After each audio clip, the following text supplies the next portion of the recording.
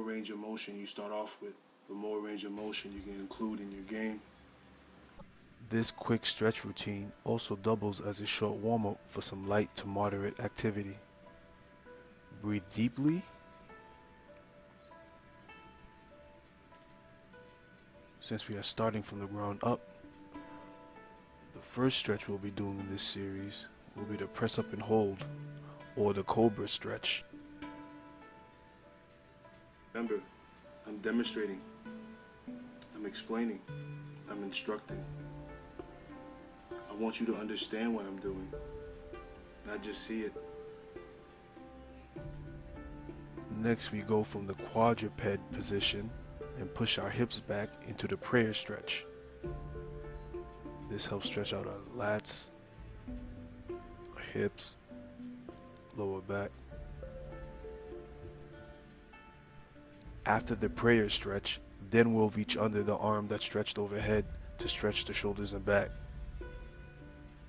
Keep the head, spine, and lower back in a straight line. Try to relax your ankles. Complex movement need to be warmed up in a progressive manner to facilitate all high quality neuro efficiency. Then we'll step into a squat to stand so that we can get into an eagle squat.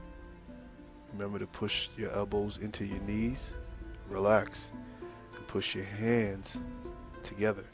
This is a wrist prayer stretch within the eagle stretch, killing two birds with one stone.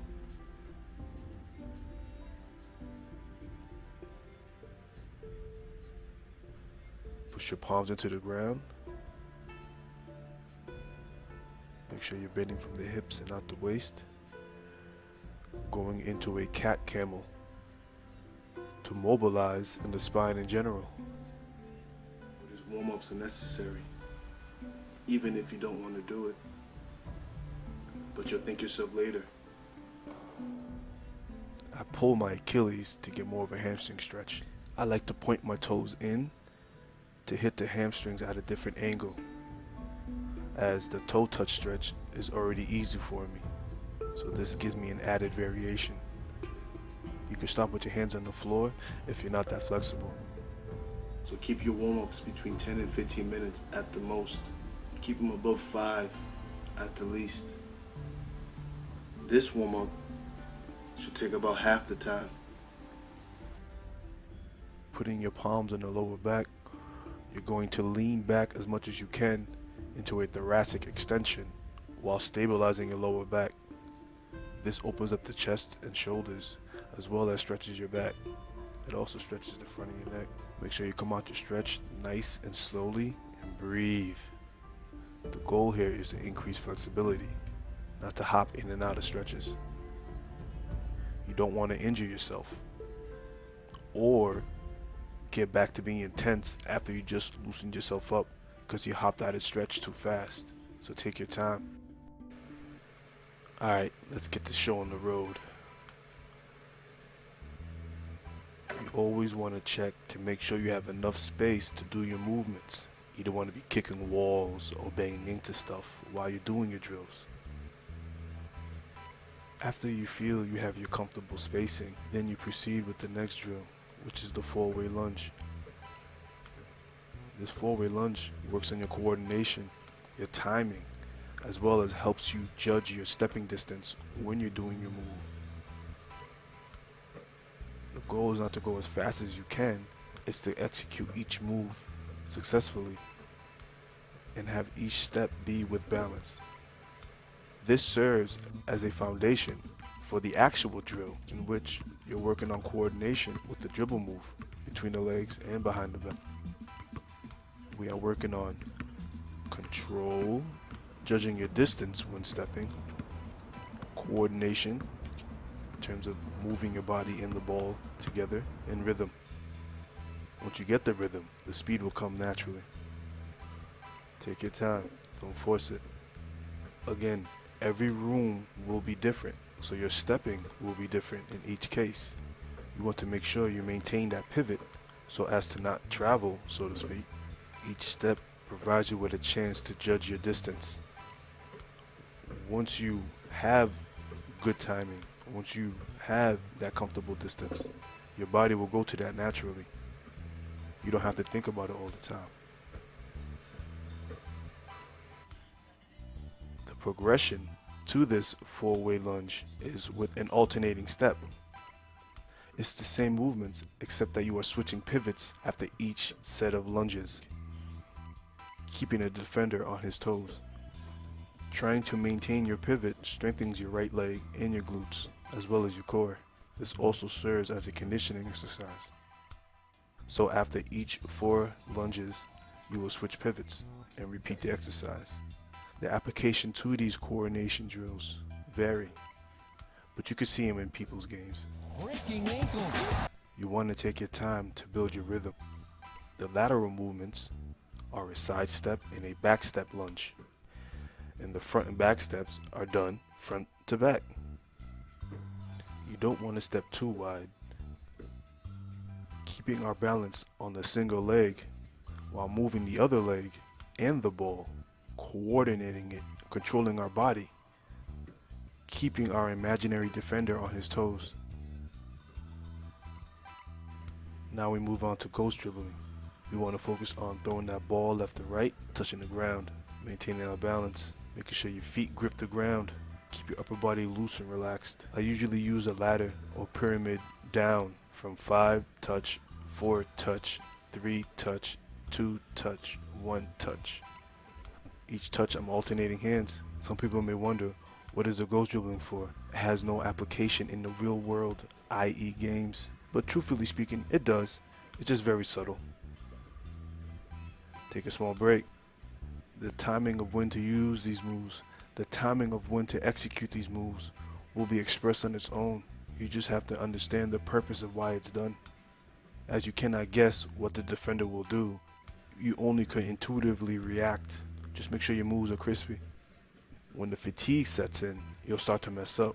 This is what it looks like when you start to mess up.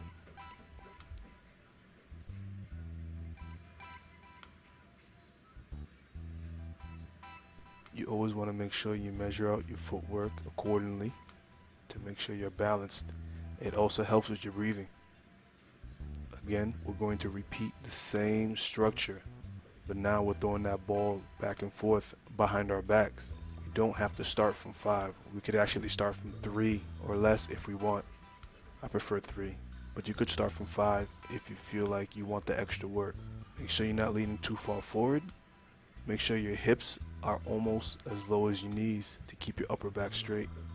For those of you who cannot get into a low squat position, you want to work on your ankle dorsiflexion, your hip mobility, your shoulder mobility, while still trying to maintain a relatively low position.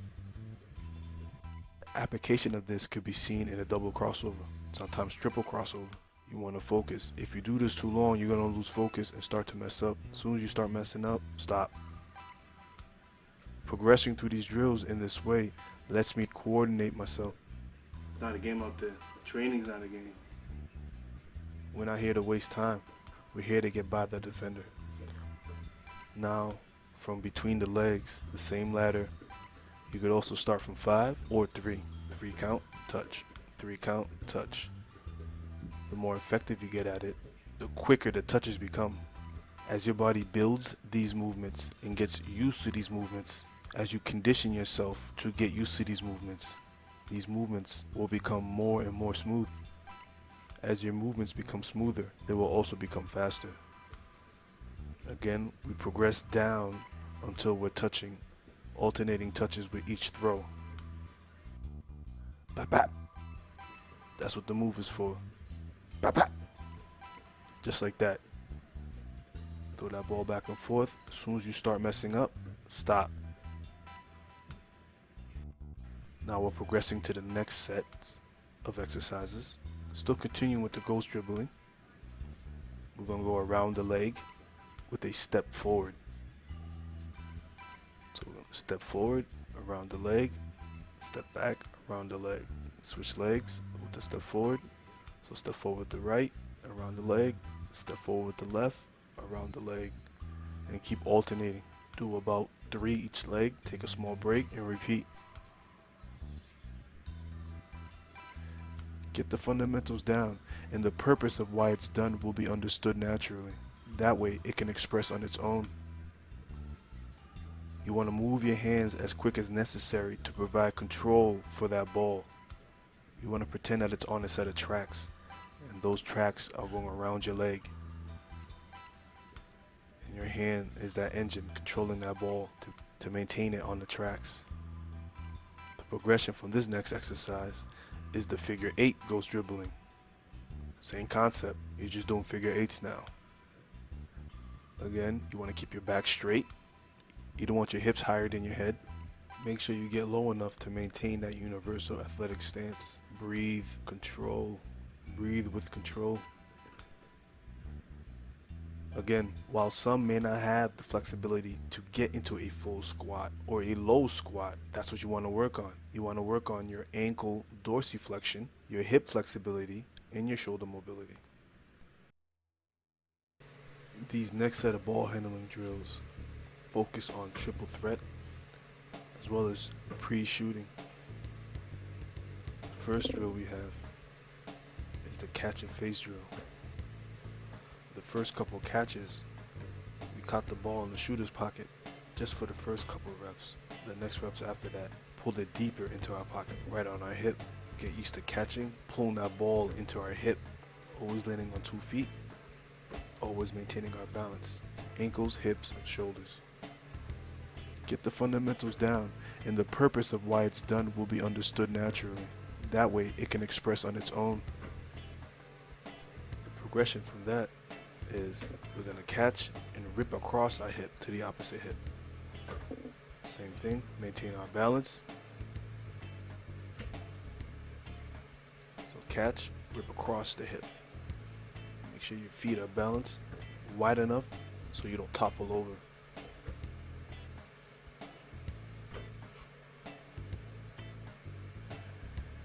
The progression from the hip rip is the hip rip, then rip overhead to the opposite hip. So we gotta catch, rip, rip overhead, opposite hip. Catch, rip to opposite hip, rip overhead, opposite hip again. So catch, rip, overhead, rip. So catch, rip, overhead, rip. Progression from that is overhead rip, rip to the opposite hip. Overhead rip, hip rip. Previous, hip rip, overhead rip. The progression from that, overhead rip, hip rip, alternating the order. So we're just alternating the order. Now these catch and face drills mimic what you would be doing after catching the pass. You want to make sure your feet are planted, you're balanced, and you're in a triple threat position to get that defender on his heels. You don't want the defender to think that you're not a threat offensively. Each time you catch that pass, you rip it to your hip like you're ready to do something with that ball. Anything. The catch and rip simulates what you'd be doing if a defender tried to boss up on you randomly. So catch and rip, bring that ball to the opposite side. Rip that ball across, rip across the opposite hip.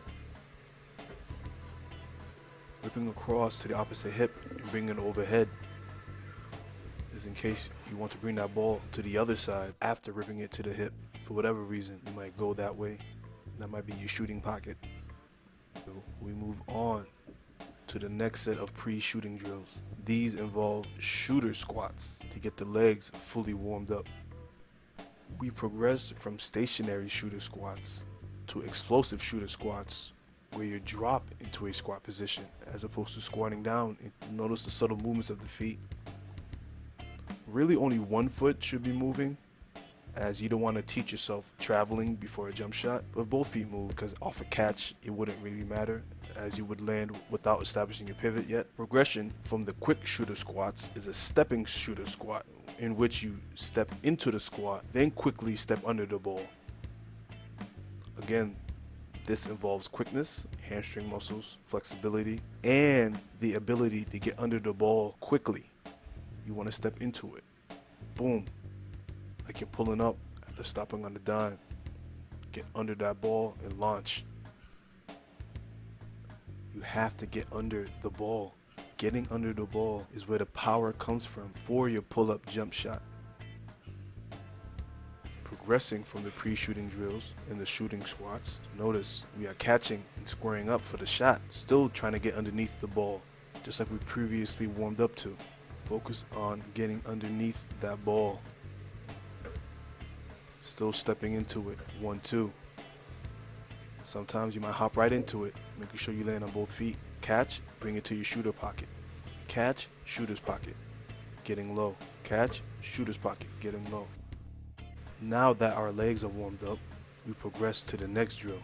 This next exercise separates the men from the Disney mice. So if you can't do these, or you can't do these well, you should make these a priority and work on it. Strengthen yourself up.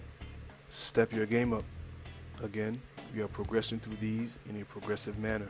So the first one will be simple, the next one will be moderate, and the one after that will be more complex. And that is the structure we'll follow, giving you an opportunity to slowly but surely build your rhythm, refine your coordination, speed the technique up.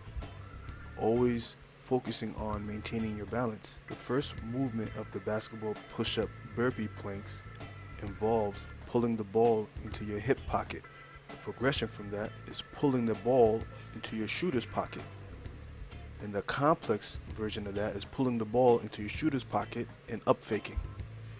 So we progress from hip pocket, shooter's pocket with an up fake. That is the first set of movements executed after each basketball push-up burpee plank.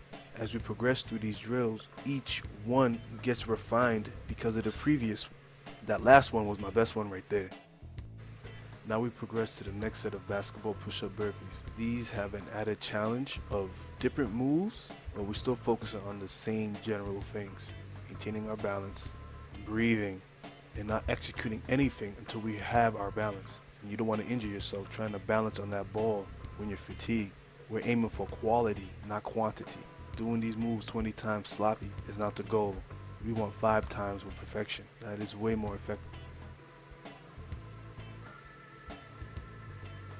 The first move in this next progression is a cross step upon landing, then ripping to the hip and facing up. The second move we do after landing from the burpee is we cross step, head and foot fake, cross the body jab. The last move we do in this progression upon landing from the burpee is a cross body jab, up fake, lateral fake. You want to make sure your feet are gripping the ground and you're balanced. You're not just casually landing and hopping out of your stance. Notice sometimes I up fake as soon as I land because I felt that I had my balance. Sometimes I took my time and made sure my footing was correct before I even threw an up fake. Always make sure you have balance before you do your move. Be poised, have patience. Again, only 3 to 5 of these is necessary. Anything more, your form will start to get sloppy. Notice the more tired I get, the more I want to focus. That's how you train yourself to focus more and more, the more fatigued you get, instead of it being the opposite way. Being able to absorb that landing also strengthens your leg, preparing you to transfer that power, adapting to those ground reaction forces, and eventually putting it to use, if necessary, when necessary, assuming you have the capacity to do so. 1, 2, 3 progressions count as 1 rep. 3 to 5 reps per set. In the next progression to the basketball push-up burpee planks, the first movement in the progression after landing from the burpee is a reverse pivot, lateral fake, square up.